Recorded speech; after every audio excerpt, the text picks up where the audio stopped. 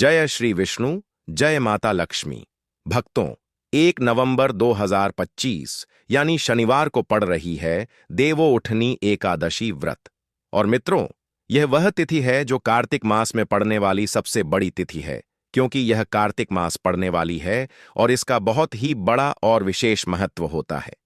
पूज्य गुरु जी ने कहा है कि अगर कभी भी मौका लग जाए और कार्तिक मास की देव उठनी एकादशी तिथि को पड़ जाए तो आप लोगों को 3 तुलसी पत्ते वाला उपाय तो अवश्य ही करना चाहिए। इन दोनों का संयोग बहुत ही कम आता है। इसी के साथ में गुरु जी ने अपनी शिव पुराण कथा में बताया है कि इस दिन आपको एक 3 तुलसी पत्ते वाला उपाय तो आपको अवश्य ही करना चाहिए, क्योंकि ऐसा दिन पूरे साल में सिर्फ एक ही बार आता है। और मित्रों, आप सभी लोग जानते हो कि कार्तिक मास की शुक्ल पक्ष की एकादशी को देवउठनी एकादशी या प्रबोधिनी एकादशी कहा जाता है। हिंदू धर्म में इस दिन का बहुत ही खास महत्व है, क्योंकि इस दिन भगवान विष्णु 4 महीने की योग निद्रा से जागते हैं। कहानी के अनुसार एक बार भगवान विष्णु ने अपने शयन काल यानी चातुर्मास के 4 महीने तक क्षीर सागर में विश्राम किया था। इन 4 महीनों तक सभी शुभ कार्य जैसे विवाह, गृह प्रवेश, यज्ञ आदि बंद रहते हैं। लेकिन जैसे ही देवउठनी एकादशी आती है, भगवान विष्णु निद्रा से जागते हैं और फिर से सृष्टि के कार्यों में लग जाते हैं। इसलिए इस दिन से सभी शुभ कार्यों की शुरुआत दोबारा होती है। इस दिन सुबह जल्दी उठकर स्नान कर भगवान विष्णु और माता लक्ष्मी की पूजा की जाती है। कई जगहों पर प्रतीक स्वरूप भगवान विष्णु का विवाह माता तुलसी से किया जाता है, जिसे तुलसी विवाह भी कहा जाता है। ऐसा माना जाता है कि जो भक्त इस दिन सच्चे मन से भगवान विष्णु का व्रत रखता है, उसे अक्षय पुण्य की प्राप्ति होती है और जीवन में हर कार्य शुभ फल देता है। तो मित्रों, जब भी देवोठनी एकादशी आए, भक्ति भाव से भगवान विष्णु की आराधना करें, तुलसी माता की पूजा करें और अपने जीवन में नई शुरुआत का संकल्प लें। और इस दिन का अगर सबसे बड़ा कोई उपाय है तो वह 3 तुलसी पत्ते वाला उपाय। तो मित्रों, कार्तिक मास की देवोठनी एकादशी के दिन आप लोगों को इस 3 तुलसी पत्ते वाला उपाय को जरूर करना। बहुत सारे लोग होंगे जिन लोगों ने इस उपाय को ना किया हो, मतलब पूरा साल निकल गया, उन्होंने किसी भी दिन इस 3 तुलसी पत्ते वाला उपाय को ना किया हो। पर मित्रों, आपके पास एक आखिरी मौका बचा हुआ है, जो कि 1 नवंबर 2025 कार्तिक मास की शनिवार के दिन है। इस दिन आप लोगों को इस वाले उपाय को जरूर कर लेना है।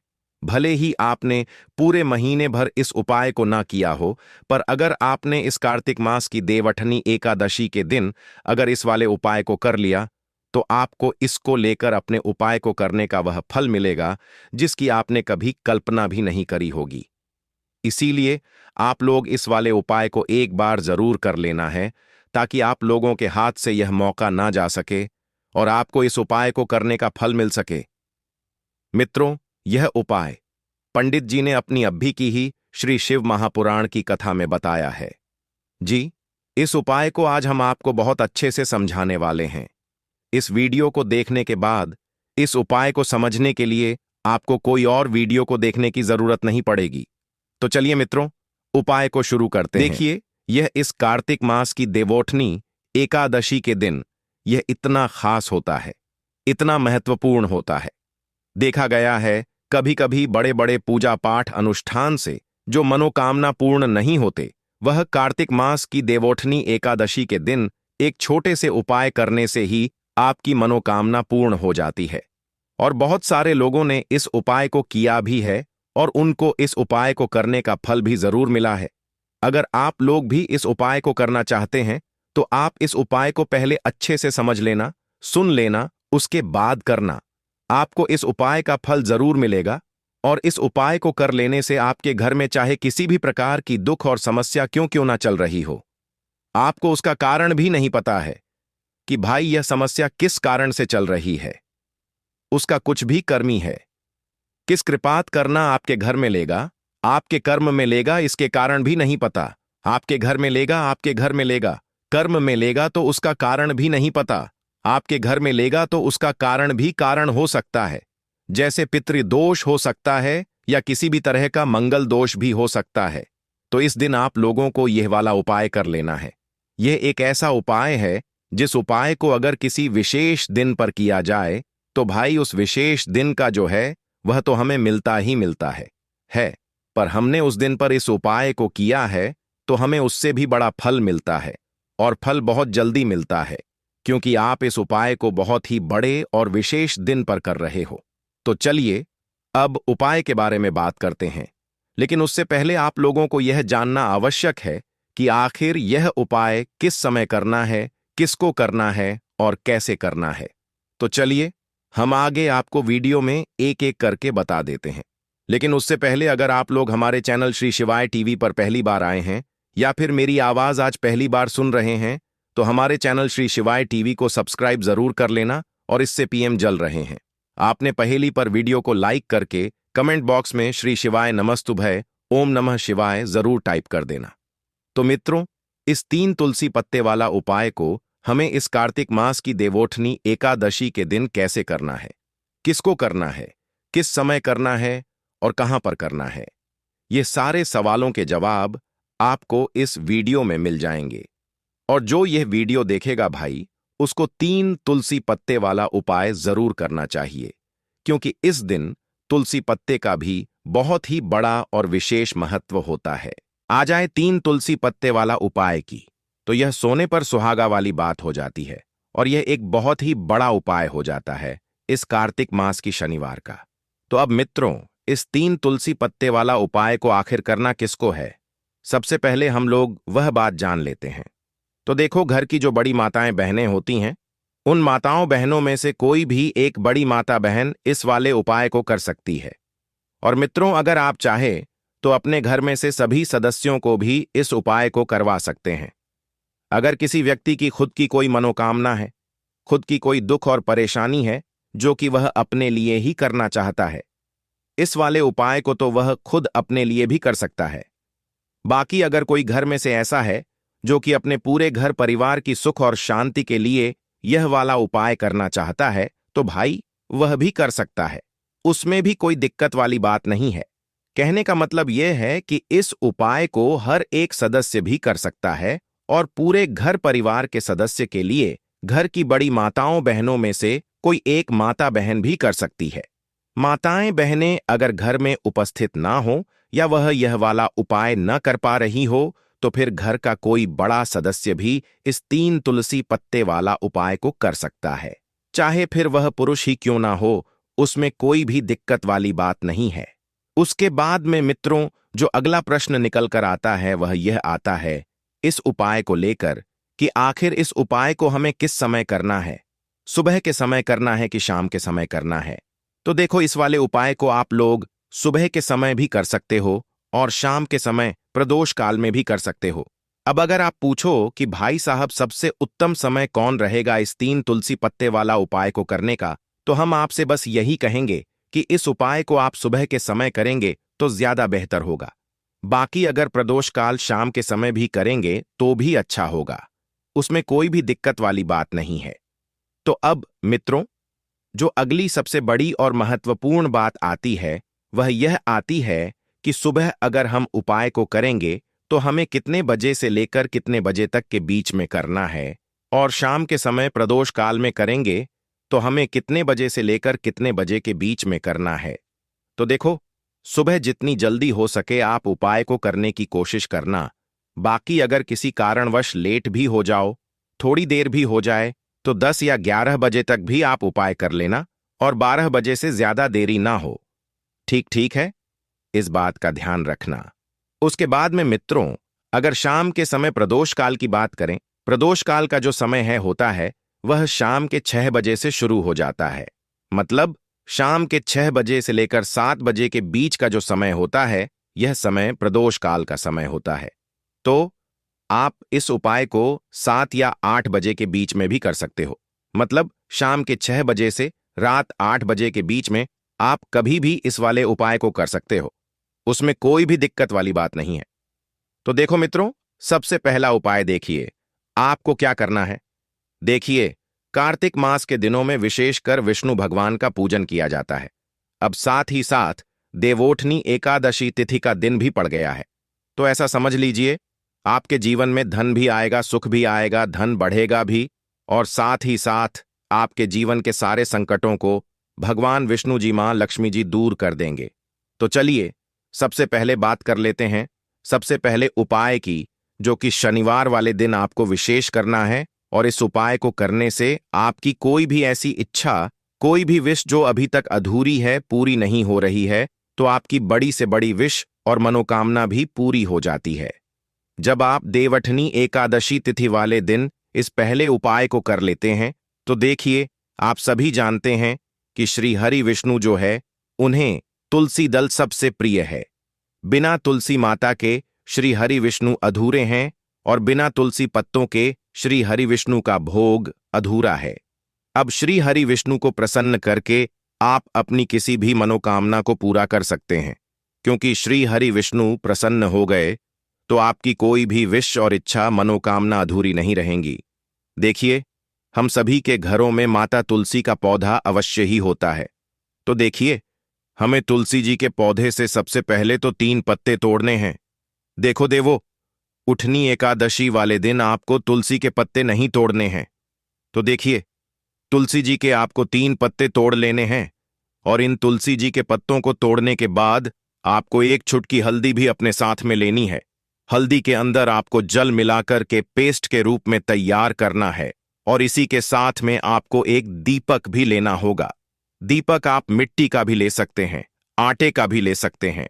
और इस दीपक में आपको शुद्ध घी डाल के इसमें आपको लंबी रुई की बाती का प्रयोग करना है।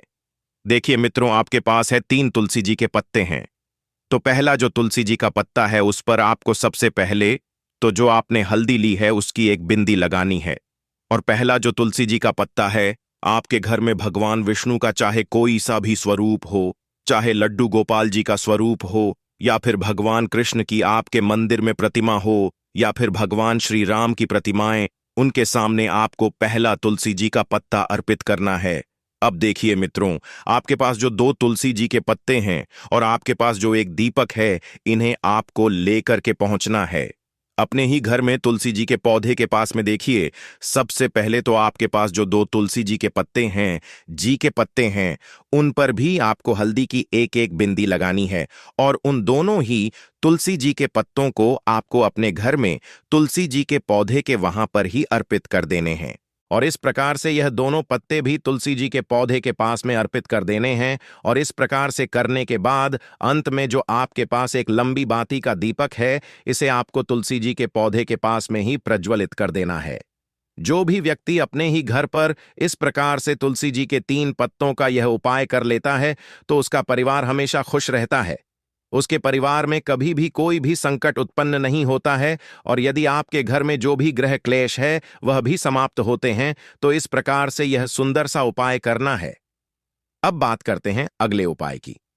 देखो, यदि आपके जीवन में आर्थिक संकट बहुत अधिक हो रहे हैं, धन की समस्या लगातार जीवन में बनी हुई है, 1 रुपयों को प्राप्त करने के लिए आपको बहुत अधिक मेहनत कर रहे हैं, तो आज रात्रि में सोने से पहले आपको कोई एक चमत्कारी दीपक का उपाय अवश्य करना है।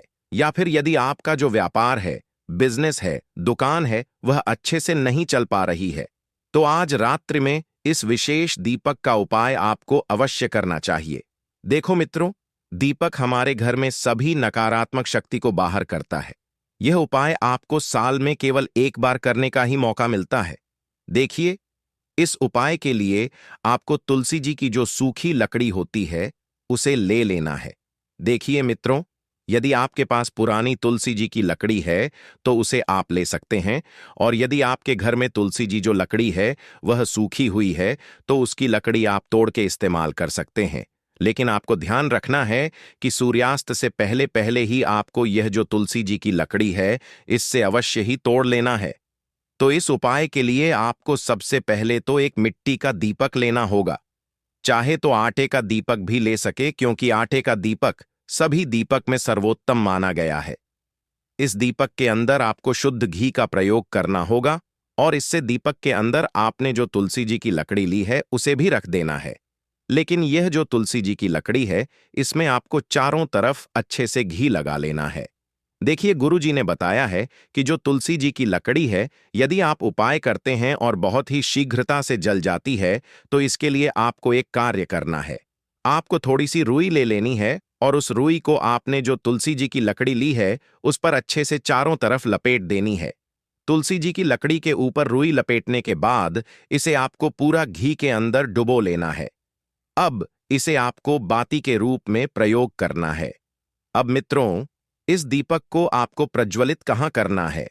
तो इस दीपक को आपको या तो भगवान विष्णु के सामने प्रज्वलित करना होगा, या फिर आपको भगवान श्री राम के सामने प्रज्वलित करना होगा, या फिर भगवान कृष्ण के सामने, यानी कि भगवान विष्णु के जो भी अवतार हैं उनके सामने आप यह दीपक प्रज्वलित कर सकते हैं, या फिर आप इस दीपक को माता तुलसी जी के सामने भी प्रज्वलित कर सकते हैं। पूज्य गुरु जी ने बताया है कि जो भी व्यक्ति इस प्रकार से तुलसी जी की डंडी से यह दीप दान कर देता है, उसके जीवन में कभी भी धन की समस्या नहीं होती है। इसीलिए आपको यह पूरे साल में केवल एक बार ही मौका मिलता है। इस उपाय को करके देखना, आपकी सभी इच्छाएं जरूर पूर्ण होंगी। यह जो उपाय है रात्रि में सोने से पहले करना है। यह उपाय करते सर्वश्रेष्ठ होने वाला है। देखिए, इस उपाय के लिए आपको मात्र 5 हरे मूंग के दाने ले लेना है। देखिए, तिथि है और यह शनिवार के दिन पड़ रही है, इसीलिए आपको 5 हरे मूंग के दाने लेना है। हरे मूंग के दाने आपको साबुत लेने हैं, खंडित नहीं होने चाहिए, इस बात का ध्यान रखें। और इसी के साथ में आपको एक तांबे के पात्र के अंदर अपने घर से शुद्ध जल ले लेना है। अब मित्रों, इन सभी सामग्रियों को लेकर के आपको सीधे पहुंच जाना है भगवान शिव जी के मंदिर में। देखिए, इस उपाय को भी आप सुबह भी कर सकते हैं और शाम के समय में भी कर सकते हैं। देखिए, भगवान शिव जी के मंदिर में पहुंचने के बाद आपके पास जो 5 हरे मूंग हैं, उनमें से पहला जो हरा मूंग है, आपको शिवलिंग के सामने जो नंदी महाराज होते हैं और उनका जो पैर उठा हुआ होता है, वहां पर आपको पहला हरा मूंग समर्पित करता है, वहां पर जो देना है, और आपको ओम नमः शिवाय इस मंत्र का जाप कर लेना है।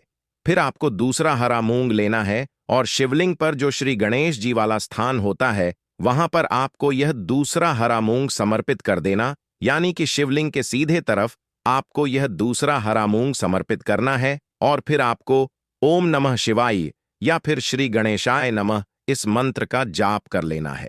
तीसरा, हरा मूंग का दान आपको भगवान शिव की सबसे प्रिय पुत्री माता अशोक सुंदरी वाले स्थान पर समर्पित करना होगा। शिवलिंग की जो जलाधारी होती है, जहां से जल बह के आता है, उसी जलाधारी के बीच में जो कहीं ना कहीं उठी हुई लाइन होती है सांप की आकृति के रूप में, वहीं पर आपको तीसरा हरा मूंग समर्पित करना है और फिर आपको ओम नमः शिवाय इस मंत्र का जाप कर लेना है। अब मित्रों, चौथा जो हरा मूंग है, उसे आपको भगवान कार्तिकेय जी का जो स्थान होता है शिवलिंग पर, वहां पर आपको यह चौथा हरा मूंग का दाना समर्पित कर देना है और आपको ओम नमः शिवाय इस मंत्र का जाप कर लेना है। अब मित्रों, आपके पास जो 5वां और अंतिम हरा मूंग बचा हुआ है, उसे जल के पात्र के अंदर डाल देना है और इस हरे मूंग से युक्त जल से आपको भगवान शिव के शिवलिंग का अभिषेक कर देना है।